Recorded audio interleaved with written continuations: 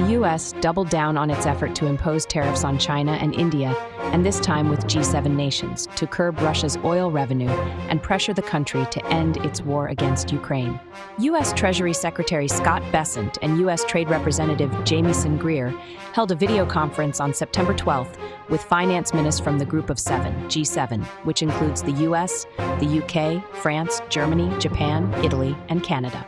Bessent told the G7 finance ministers that they should join the U.S. in imposing secondary tariffs on countries that purchase oil from Russia, including China and India, the two largest buyers. Bessent and Greer said that only a unified effort can cut off the oil revenues that are funding Russia's war against Ukraine to end the senseless killing. They also told the G7 finance ministers the U.S. welcomes commitments to increase sanctions pressure and explore using immobilized Russian sovereign assets to strengthen Ukraine's defense.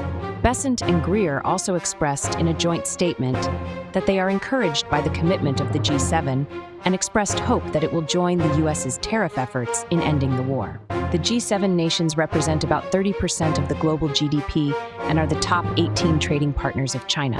China's total exports to the G7 was $1 trillion, or 28% of its total exports in 2024. U.S. President Donald Trump also urged all NATO countries to stop buying oil from Moscow on Truth Social. Trump said, "China has a strong control and even grip over Russia, and these powerful tariffs will break that grip."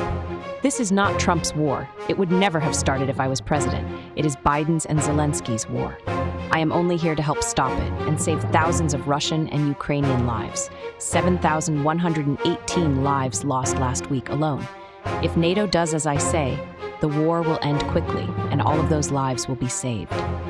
Trump had also on September 9th called on EU leaders, most of whom are NATO members, to increase tariffs on China and India to 100% for Russian oil purchases, to curtail Russia's oil revenue that is used to fund its war against Ukraine.